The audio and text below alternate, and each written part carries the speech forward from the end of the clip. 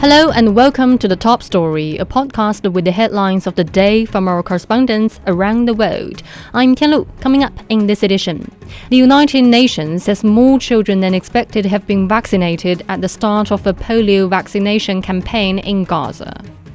Ukraine says Russia fired 2 ballistic missiles at a central city, killing over 50 people, while Russia says it shot down a Ukrainian fighter jet and nearly 40 drones. And Europe's largest car maker, Volkswagen, is considering closing one of its production sites on home soil for the first time in its 87-year history. We begin on the Middle East. The United Nations says more children have been vaccinated than expected in the first 2 days of a polio vaccination campaign in Gaza.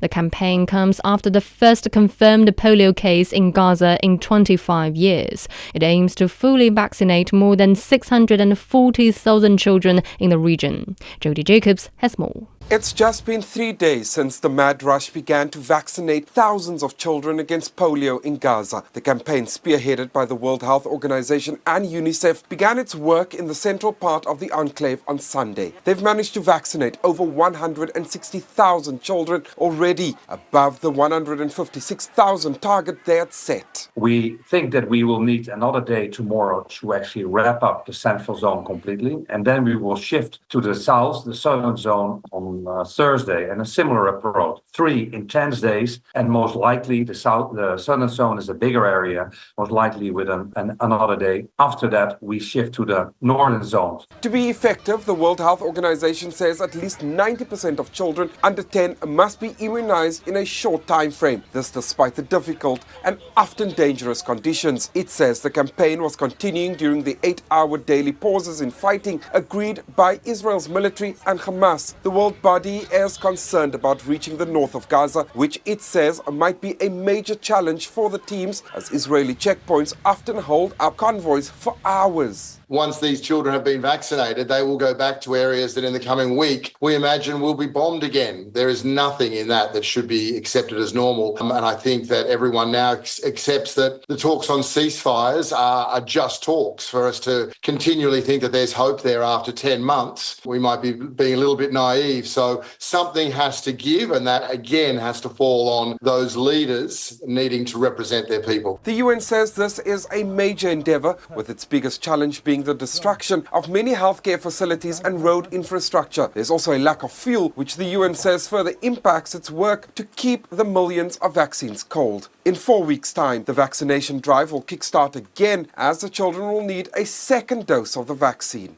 That was Jody Jacobs at the UN headquarters in New York. In Israel, protesters have taken to the streets of Tel Aviv for 3 consecutive nights, calling for the return of remaining Israeli hostages in Gaza. Protests first erupted on Sunday after Israel brought home the bodies of 6 hostages killed right before they were rescued. Hamas is insisting that Israel fully withdraws for any deal to be reached. However, Israeli Prime Minister Benjamin Netanyahu has refused to give up control of Gaza's border with Egypt.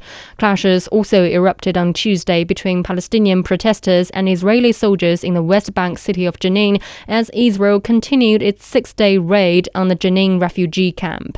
Jonathan Regev has the latest in Tel Aviv.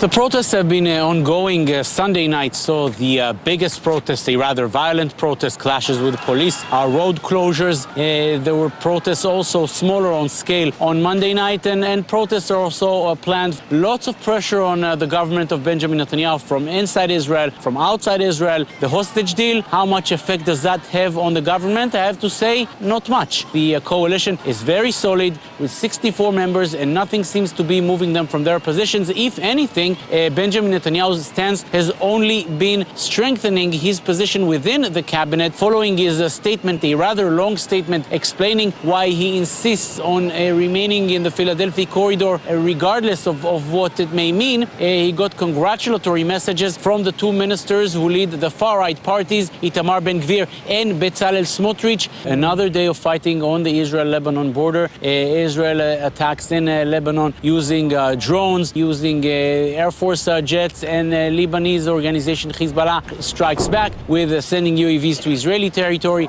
sending rockets. This has been ongoing for some time. There was some international pressure on that front. That was Jonathan Regev in Tel Aviv.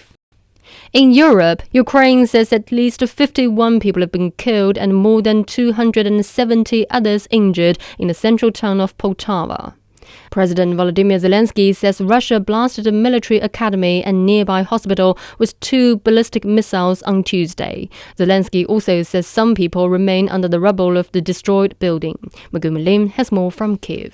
Russian forces fired 2 ballistic missiles at the city of Poltava. This is in central Ukraine. This is an area that does come under regular Russian missile attacks. And according to reports, a military educational institution was hit along with a nearby medical facilities. Now, videos that are being released from the destruction site show a completely wrecked building with a gaping hole on the front. This is one of the deadliest single strikes of the war, where we are seeing a very high number of casualties from just one attack site. And President Zelensky has condemned this attack, of course, and Ukraine's defense ministry has also commented on the attack, saying that the time interval between the air raid siren and the arrival of the ballistic missiles were so short that people simply didn't have enough time to evacuate to a bomb shelter, and this is why we are seeing such a high number of casualties. And yes, Poltava is in central Ukraine, but it is closer to the east compared to Kyiv, for example, and its closer proximity to Russia means that the arrival of ballistic missiles are also faster.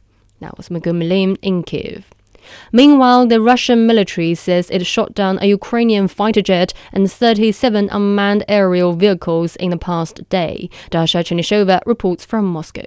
Russian officials suggest that the attack could have been against the institute that was training the specialists for the Ukrainian military that are in the area of the radio electronic warfare. And Russia has been repeatedly saying that it is not targeting the civilian infrastructure of Ukraine. Instead, Moscow says it is achieving the goals of what it calls its special military operation in Ukraine, and therefore it is targeting the military-industrial complex of Ukraine and the locations that are important for the Ukrainian military. A member of the Russian underground movement who was quoted by the Russian media saying that a military airfield near Poltava has also been targeted. Again, Moscow is going to demilitarize Ukraine, as it describes it, because there is threat to the civilian population inside Russia. Keep in mind that the Ukrainian incursion in Russia's border regions, of course, as well as the shelling of Belgrade, are ongoing. Moscow will continue to strike the Ukrainian military-industrial complex as well as the warehouses where the Western weapons supplied to Ukraine are being stored. Russia is lashing out at the West and says that by justifying the attack against Russia's Kursk region, Josep Borrell, for instance, EU foreign policy chief, is simply misleading the European population by providing the false interpretation of the international law. That's according to the Russian Foreign Ministry spokeswoman Maria Zakharova. Russia is going to continue fighting, and actually we've heard also the Russian officials insist that they have been improving their combat positions along the entire front line, and this is something that Ukraine has been trying to prevent by starting this incursion of Russia's Kursk region. Now, Dasha Chernysova reporting from Moscow. Europe's largest car maker, Volkswagen, is considering closing one of its production sites on home soil for the first time in its 87-year history.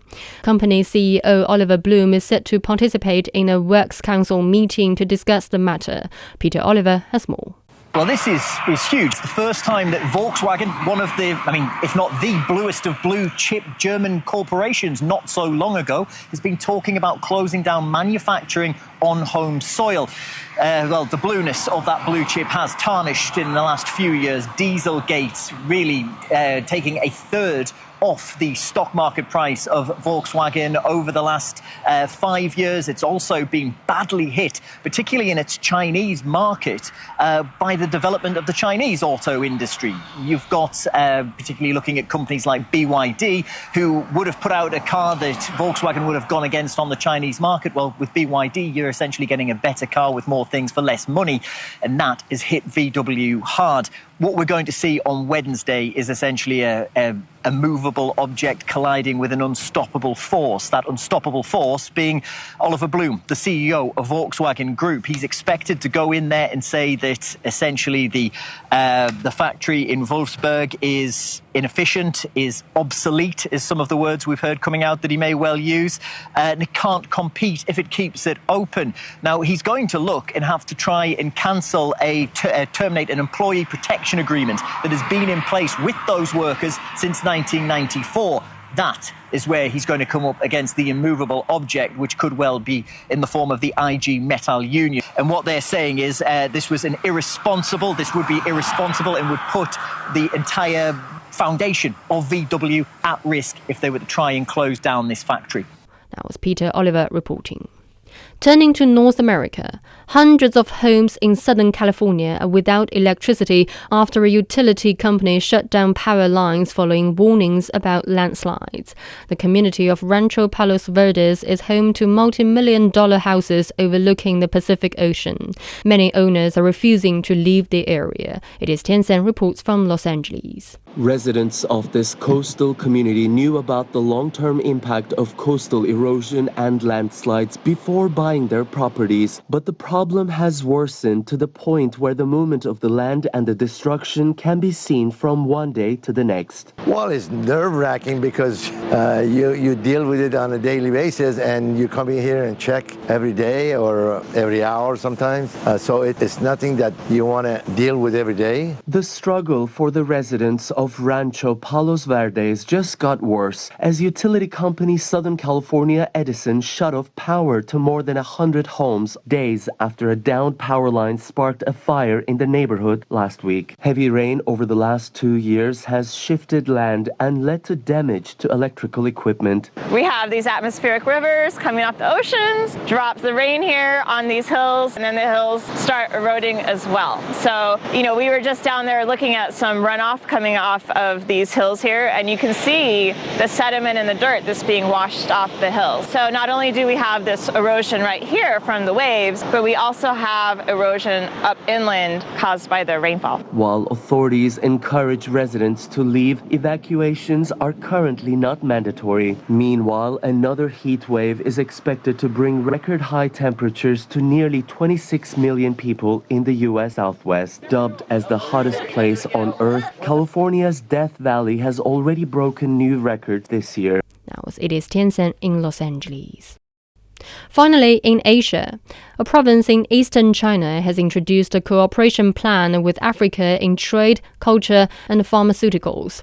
Official data shows Zhejiang's trade volume with Africa hit over $27.8 billion in the first half of this year, an increase of 3%. Provincial authorities also say they have established more than 30 city-level partnerships with the African side. Zheng Songwu reports. As a coastal province in eastern China, Zhejiang province is one of the most active provinces when it comes to China's cooperation with Africa. The trade volume between the two sides in 2023 reached $54 billion. Private enterprises play a pivotal role in Zhejiang's economy and international trade. The export volume last year was $4 million. Jinhua, a city in central Zhejiang, has established trading relations with over 10,000 enterprises in all African nations, and more than 80,000 people from Africa come to the city to live and work. The trading cooperation between Zhejiang and Africa includes agriculture, digital economy, e-commerce, renewable energy, etc. Cultural and people-to-people exchanges are also deepening. 31 cities in the province have established deeper relations with their African counterparts. The exchanges in film, television industry, the opera industry are vibrant. In the past 50 years, Zhejiang has deployed medical personnel to provide medical service for over 10 million African people. The cooperation between Zhejiang and Africa will keep moving forward.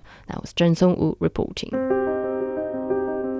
Recapping today's headlines. The United Nations says more children than expected have been vaccinated at the start of a polio vaccination campaign in Gaza. Ukraine says Russia fired 2 ballistic missiles at a central city, killing over 50 people, while Russia says it shot down a Ukrainian fighter jet and nearly 40 drones. And Europe's largest car maker, Volkswagen, is considering closing one of its production sites on home soil for the first time in its 87-year history. That's it for this edition of The Top Story, a podcast that brings you world headlines every weekday. For more news in politics, business, sports and culture, you can subscribe to the Beijing Hour, a one-hour podcast news magazine program. We welcome and appreciate all ratings and reviews. I'm Tianlu. Thank you for listening.